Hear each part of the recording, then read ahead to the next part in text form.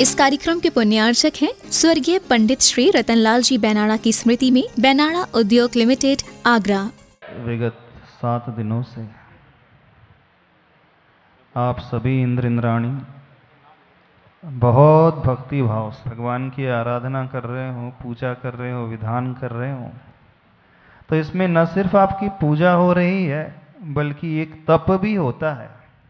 तो आप वैसे ही यहाँ पर तपस्वी भी हो गए हो, क्योंकि एक स्थान में बैठ कर के ध्यान करना अथवा पूजा करना, आसन लगा कर के बैठना, ये बहुत बड़ी तपस्या मानी जाती है। वो भी उन लोगों के लिए जो कभी बैठ नहीं पाते। श्रावक वर्ग लगातार नहीं बैठ पाते।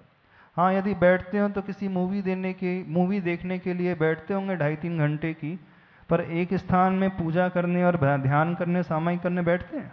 नहीं बैठते। तो जो व्यक्ति विषयों के लिए एक स्थान में इतना लंबा बैठ जाता है, तो विषयों को त्याग करके यदि धर्म आराधना में बैठ जाए तो ये मानना आप लोगों का ये सबसे बड़ा तप है। उसके लिए बहुत बहुत आशीर्वाद दे रहे हैं। नहीं है? तपस्वी तो हो कि नहीं आप? अब जिसने घर बार त्याग दिया है, जिसने दीक्षा ग्रहण कर ली है, मुनि बन गए हैं, वे यदि साधना कर ले, तपस्या कर ले तो कोई बड़ी बात नहीं होती।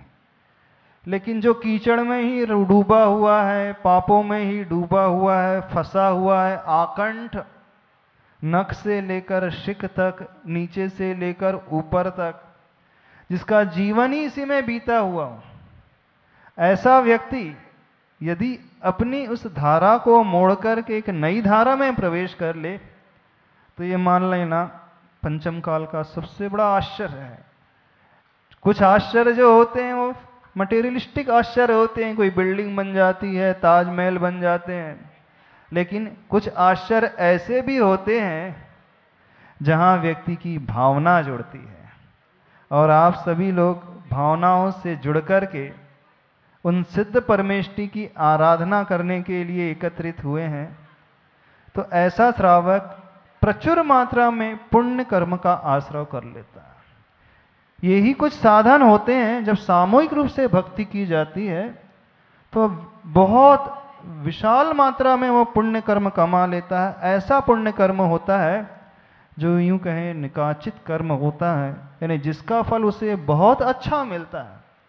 तो ये मानना आपने बहुत अच्छा कार्य यहाँ पर 7 दिनों तक लगातार करते हुए आ रहे हैं। अब थोड़ा अच्छा किया तो थोड़ी प्रशंसा कर भी देना चाहिए, नहीं करना चाहिए? हमेशा हमेशा खिंचाई अच्छी नहीं होती है ना, होती है अच्छी। पूज्य आचार्य भगवान कहते हैं, देखो गर्म पट्टी के बाद ठंडी पट्टी हो तो उस व्यक्ति का पेट और उसका शरीर स्वस्थ रहता है। नमकीन के बाद मीठा हो तो खाने में आनंद आता है। लगातार एक ही वस्तु खाते रहें तो व्यक्ति बोर हो जाता है। तो लगातार खिंचाई भी होते रहे तो अच्छा नहीं माना जाता। तो जिस योग्यता को आप लिए हुए हैं उसकी तो प्रशंसा करना चाहिए, और जो नहीं है उसकी तो खिंचाई करना भी चाहिए, करना चाहिए। कल आप लोगों से कुछ बात कही थी, क्या बात कही थी याद है? नहीं है? याद है? तो हमने कहा था यहाँ पर हम जैन लोगों को संबोधित कर रहे हैं। कल तो जैन कम थे, आज उम्मीद है, आशा है जैन लोग बढ़ गए होंगे। नहीं बढ़ गए होंगे? नाम के जैन नहीं, आचरण वाले जैन। कितने लोग आचरण वाले जैन हो गए हैं? उस अहिंसा धर्म को यदि आप भीतर से मानते हो। अच्छा एक बात बताओ, अपने पार्श्वनाथ भगवान को ऊपर ऊपर से मानते हो कि भीतर से मानते हो? कितने लोग बताएंगे? हाँ, पार्श्वनाथ भगवान को आप अंदर से स्वीकारते हो कि बाहर बाहर से स्वीकारते हो? अंदर से, हृदय से मानते हो कि ऐसे ऐसे ऊपर शब्दों से कहते हो? देखो, 2 तरीके होते हैं प्रभु का गुणगान करने का। एक शाब्दिक गुणगान होता है और एक जो होता है आत्मिक गुणगान होता है। शाब्दिक गुणगान में जो आलम्बन लिया जाता है शब्दों का, पूजा की पंक्तियों का, अर्घों का, और जो सामग्री का, द्रव्य सामग्री जो आप चढ़ा रहे हैं उन सब का आलम्बन लिया जाता है। वह जो गुणगान माना जाता है, वह पूजा जो मानी जाती है, वो द्रव्य पूजा मानी जाती है। द्रव्य आप चढ़ा ही रहे हैं, बहुत अच्छा। लेकिन जो आत्मिक गुणगान होता है वहां पर शब्दों का आलम्बन नहीं लिया जाता है। वहां पर किसका आलम्बन लिया जाता है? भावों का आलम्बन लिया जाता है। और वे भाव जो हैं आत्मा से उत्पन्न होते हैं। वे भाव शब्दों से उत्पन्न नहीं होते हैं। शब्द पढ़ करके, पूजा की पंक्तियों को पढ़ करके वे शब्द हमारे लिए निमित्त बन जाते हैं अच्छे भावों को पैदा करने के लिए, और कुछ नहीं। ये द्रव्य सामग्री जो आप चढ़ा रहे हैं वो भी निमित्त है सुंदर भावों को बनाने के लिए। जो संस्कृत की पूजा विधान कर रहे हैं, ये विधान के शब्द, ये सूत्र, ये अर्घ, ये मंत्र, ये भी निमित्त है अच्छे मांगलिक भावों को भीतर से उत्पन्न करने के लिए। तो जब भीतर से भाव उत्पन्न होते हैं तो वह आत्मिक पूजन मानी जाती है, भावात्मक पूजा मानी जाती है, अथवा भाव पूजा मानी जाती है। तो आप लोग पार्श्वनाथ भगवान को सिर्फ शब्दों से मानते हो कि भावों से मानते हो? अब सभी से पूछ रहे हैं, इंद्र इंद्राणी से अकेले नहीं पूछ रहे हैं, कमेटी वालों से भी पूछ रहे हैं, जो यहाँ बैठे हैं उनसे भी, और जो बाहर सुन रहे हैं, किसी कार्य में व्यस्त हो गए हैं, उनसे भी पूछ रहे हैं। कितने लोग अपने पार्श्व प्रभु को मात्र द्रव्य रूप से नहीं बल्कि भाव रूप से स्वीकारते हैं? और जो व्यक्ति भाव रूप से स्वीकारेगा कल्याण उसी का होगा। तो जो भाव रूप से मानने वाला होता है वो कैसा होता है, उसकी भी थोड़ी सी पहचान बता दे। नहीं बता दे, क्योंकि बिना आइडेंटिफिकेशन के, बिना आइडेंटिटी के हम स्वयं ज्ञात नहीं कर पाएंगे कि हम आखिर क्या कर रहे हैं। तो भावों से पार्श्वनाथ भगवान को याद करने वाला जानते हो कैसा होता है? कैसा होता है? उन जैसा आचरण अपने भीतर लेकर के आता है। तो भगवान पार्श्वनाथ, भगवान महावीर स्वामी जी ने क्या कहा श्रावक के लिए? क्या कहा? वह श्रावक विवेकवान और क्रियावान और श्रद्धावान तो होगा ही होगा, लेकिन अपने विवेक को समझ करके, श्रद्धा को समझ करके जो एक्टिविटी करेगा, जो क्रियाओं को करेगा, वो क्रियाएं उसकी समीचीन क्रिया होगी, ऐसी वैसी क्रियाएं नहीं होंगी। तो कल तक आप लोगों की क्रिया कैसी थी? कल सौधर्मेंद्र हमारे पास आए, बॉबी जी आए, बोले महाराज जी आपने बताया, हम लोग अंदर से हिल गए, क्योंकि हम लोगों को कल ही समझ में आया कि हम लोगों का आचरण ऐसा है। कैसा आचरण है? हम सिर्फ नाम के जैन हैं, अंदर से जैन नहीं है, क्योंकि अभी हमारा मांसाहार का त्याग हुआ ही नहीं है। अहिंसा की उपासना करने वालों, जो अंदर से भगवान पार्श्वनाथ को पूछता है, महावीर को पूछता है ना, अपने आप को वैसा ही बनाने की कोशिश करता है।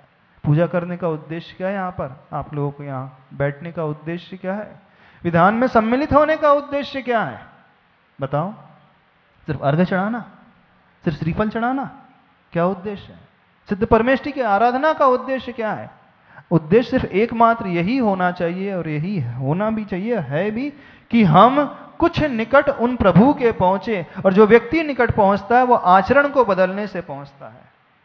कितने लोगों ने अपने आचरण को बदलने का संकल्प ग्रहण कर लिया? हम ये बिल्कुल नहीं कह रहे कि आप मुनि महाराज बन जाओ, आर्य का बन जाओ, बिल्कुल नहीं कह रहे, अपेक्षा भी नहीं रखते आप लोगों से, क्योंकि हमें पता है इतनी सामर्थ्य नहीं है। पर इतनी अपेक्षा अवश्य रख सकते हैं, एक अच्छा श्रावक तो बन जाओ। बन जाओगे कि नहीं? अब तो कितने लोग संकल्पित होने के लिए तैयार हैं, मांसाहार के त्याग का संकल्प लेने के लिए तैयार है। देख लो क्या दशा है आगरा वालों। नॉनवेज त्याग करा रहे हैं मंच से। वैसे आचार्य भगवान कहते हैं कि जैन श्रावकों को क्या त्याग कराना चाहिए? रात्रि भोजन त्याग। हम रात्रि भोजन त्याग नहीं करा रहे, भी नॉनवेज का त्याग करा रहे हैं। 10%, हार्डली 10% लोग हाथ उठा रहे हैं। डर लग रहा है लोगों को कैसे हाथ उठा लें, है ना। महिला वर्ग को भी देख करके आश्चर्य हो रहा है। देखो महिला वर्ग कैसी माँ है, क्यों कैसी माँ है? किसी को मार करके खा जाते हो, आपका दिल नहीं दुखता? हाँ, आपके हृदय में पीड़ा नहीं उठती? किसी के बच्चे को आप मार काट करके खा जाते हो, यदि आपके बच्चे को कोई थोड़ा सा भी पिंच कर दे, आपको हर्ट होता है कि नहीं होता है? हाँ? कोई उसे मार दे, हर्ट होता है? दुखी होती है आप? नहीं होती। किसी को आपके बच्चे की उंगली बहुत अच्छी लगती है और काट करके फ्राई करके खा ले तो कैसा लगेगा? क्यों बतलाओ दो। बहुत सुंदर बच्चा, उसकी उंगलियां बहुत अच्छी हैं, पूरा नहीं मार रहा है, उस उंगली को काट करके अलग कर दिया, दुख होगा ना। तो जिसको इस बात का भान है वो अंदर से व्यथित हो जाता है। लेकिन जो आचरण बना करके रखा है, जो आहार आदि आप लोग ग्रहण कर लेते हो, भोजन कर लेते हो, कभी सोचा है उस जीव को कितनी पीड़ा होती होगी। अभी पता है डायरेक्ट कोई मांस कंज्यूम नहीं करता है, नॉनवेज कोई नहीं कंज्यूम करता, इनडायरेक्ट नॉनवेज की बात करें जिस टॉपिक को हमने कल रखा था आप लोगों के समक्ष, कितने लोग त्याग करने को तैयार हैं कि उस अंडे मिली वस्तु को हम नहीं खाएंगे, उस फिश मिली हुई वस्तु को हम नहीं खाएंगे। एनिमल डिराइव्ड प्रोडक्ट जिसमें डले रहते हैं केमिकल के फॉर्म में, प्रिजर्वेटिव के फॉर्म में, कलरिंग एजेंट के फॉर्म में, टेस्ट एनहांसर के फॉर्म में, हाँ कितने फॉर्म में डले रहते हैं सोच लेना। यदि हिम्मत हो रही है तो त्याग करके चले जाना, तब मानना आप भाव पूजा करने के लिए यहां पर बैठे हैं, नहीं तो सिर्फ द्रव्य पूजा करने के लिए यहां पर एकत्रित हुए हैं। भाव पूजा नहीं कर रहे हैं आप लोग, सिर्फ स्वाहा स्वाहा कर रहे हैं, मंत्र यहाँ का उच्चारण यहाँ से उच्चारण हो रहा है और आप थाली से चावल उठा करके द्रव्य उठा करके दूसरी थाली में डाल रहे हैं, इससे ज़्यादा कुछ नहीं होगा और इससे कोई कल्याण नहीं होने वाला। बिल्कुल फैक्ट बात है, सत्य बात है। कल्याण किससे होगा? जब आपकी भाव पूजा होगी। और भाव पूजा करने वाला जो श्रावक होता है, भले ही वो साधु ना बन पाए, लेकिन अपने योग्य आचरण अवश्य लेकर के आ जाता है। तो जो त्याग करने की भावना भा रहे हैं वे हाथ खड़े करके, समझ रहे हो मतलब क्या? आपके वो सारे प्रोडक्ट्स छूट जाएंगे, चाइनीज फूड छूट जाएगा, आइसक्रीम छूट जाएगी, चॉकलेट्स छूट जाएगी, कोल्ड ड्रिंक्स छूट जाएंगी, और क्या है? आइसक्रीम, और क्या है? जो भी ऐसे प्रोडक्ट्स जो आप जानते हैं, अभी हमारे पास इतना वक्त नहीं है कि हम डिटेल में इसका डिस्क्रिप्शन करें। आप लोग हमसे बहुत अच्छे जानते हैं, यूट्यूब में गूगल में सर्च कर लेना। कभी भी जो प्रोडक्ट्स आप मार्केट से परचेस करते हैं उसमें इंग्रेडिएंट्स पढ़ना, उसमें ई नंबर्स होंगे मेंशन रहते हैं, और उस ई नंबर को सर्च कर लेना बेसिकली वो क्या है, कहाँ से डिराइव्ड है। समझदार हो, पढ़े लिखे हो, ठीक है ना? कर लोगे ना? चलो बहुत अच्छा है। तो 9 बार नमोकार मंत्र पढ़ लो जिन्होंने त्याग किया। दूसरी बात, अब जो बात आ रही थी पार्श्वनाथ भगवान के जिनालय के निर्माण की बात, कुछ लोग हमारे पास आए, सब महाराज जी के पास आए, बोले महाराज जी एक रहस्य की बात आपको बताना चाहते हैं। मैंने कौन सी बात? देखो आप लोग जब तक हों तब तक तो सब बढ़िया चलेगा, आगरा वाले बहुत आज्ञाकारी रहेंगे, जो जो आप कहोगे सब मान लेंगे, लेकिन जैसे ही आपका विहार इस दिशा में हुआ, आगरा वाले अपने पुराने ढर्रे में आ जाएंगे। बिल्कुल, उन्होंने बिल्कुल स्पष्ट बोल दिया। हमें बहुत खुशी हुई, आखिर उन्होंने परिचय दे दिया। तो आप लोग अंदर से चाहते हो ना जिनालय का निर्माण हो। अब जिनालय का निर्माण तब होगा जब सबकी विशुद्धि बढ़ेगी। छोटे से छोटा श्रावक जब विशुद्धि की भावना भाएगा, और वो भावना जब अंदर से पैदा होगी, फिर देखना जो आपका जिनालय बनेगा वो एक ऐसा जिनालय होगा, अतिशय क्षेत्र के जैसे जिनालय होते हैं, चमत्कारिक जिनालय होते हैं, प्रभावना को फैलाने वाले जिनालय होते हैं, वैसा जिनालय बनेगा। उसके लिए आप सबको संकल्पित होना होगा, और उसके लिए समाज के उन प्रमुख लोगों को आगे आना होगा जो अपने कंधों में जिम्मेदारी लेने के लिए तैयार हो जाएंगे। क्योंकि जो कमेटी है, कमेटी तो 2 साल में बदल जाएगी, हर 1 साल में 2 साल में बदल जाएगी, फिर क्या होगा? मंदिर अधर में लटक जाएगा। तो नहीं, ऐसे सेवाभावी समर्पण व्यक्ति जो पार्श्वनाथ भगवान के लिए सब कुछ अर्पण करने को तैयार हैं। क्या अर्पण? समर्पण करने के लिए तैयार हैं, अपना मन समर्पण करने के लिए तैयार है, अपना तन समर्पण करने के लिए तैयार है, अपना धन भी समर्पण करने के लिए तैयार है, अपना समय भी समर्पण करने के लिए तैयार है। कर्मठता के साथ कंधे से कंधा मिला करके, भले ही दुकान में 2 घंटा कम दें, लेकिन भगवान के जिनालय के निर्माण की बात आई तो निर्माण करते समय हम मंदिर में समय देने को लिए तैयार है। यानी योग्य कार्यकर्ता जब आगे आएंगे तब कहीं वो जिनालय मन कर तैयार होगा। तो बोलो आप लोगों की भावना है कि नहीं? कमेटी के लोग कहाँ हैं?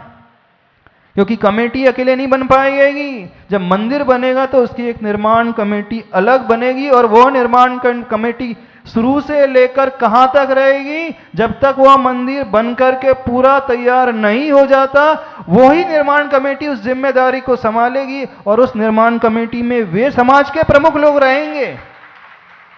जो वर्षों से इस मंदिर को सेवा देते हुए आए हैं, पूर्ण वर्षों से पूर्ण तरीके से सेवा देते हुए आए हैं, वे परिवार के सदस्य जो इस जिनालय से वर्षों से जुड़े हुए हैं, एक से एक मिलकर के काम करने के लिए तैयार हैं, सभी कुछ समर्पित करने के लिए तैयार हैं। जिन लोगों का विश्वास समाज के सदस्यों के ऊपर है, यानी समाज जिनको मानती है कि नहीं, यदि ये व्यक्ति हमारे आगे आ गए, इन्होंने यदि जिम्मेदारी संभाल ली, तो फिर दुनिया की कोई ताकत नहीं जो उससे रोक दे काम करने के लिए। तो हम ऐसे भी प्रमुख श्रावकों को देखना चाहते हैं आप ही लोगों के बीच से, कोई बाहर से नहीं आएगा।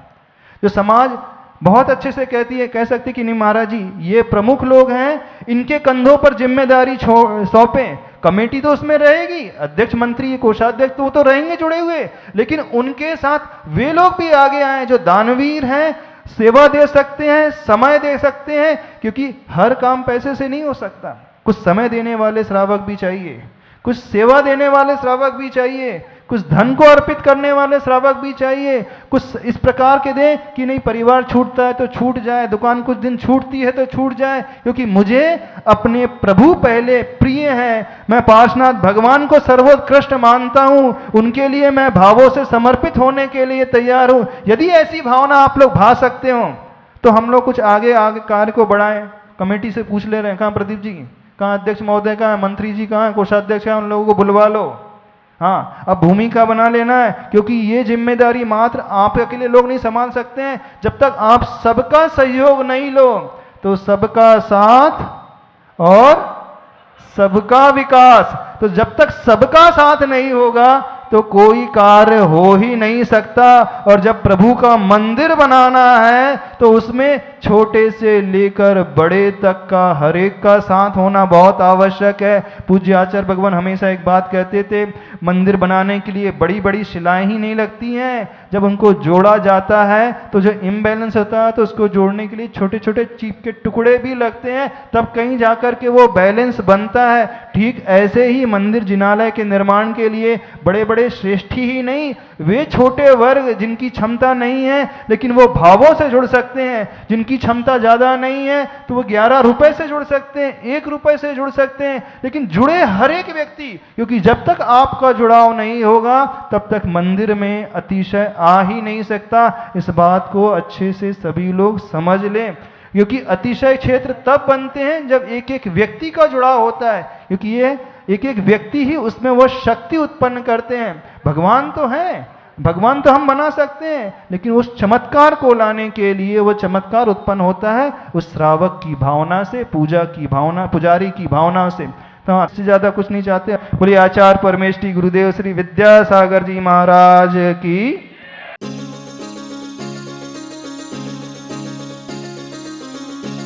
इस कार्यक्रम के पुण्यार्चक थे स्वर्गीय पंडित श्री रतनलाल जी बेनाड़ा की स्मृति में बेनाड़ा उद्योग लिमिटेड, आगरा।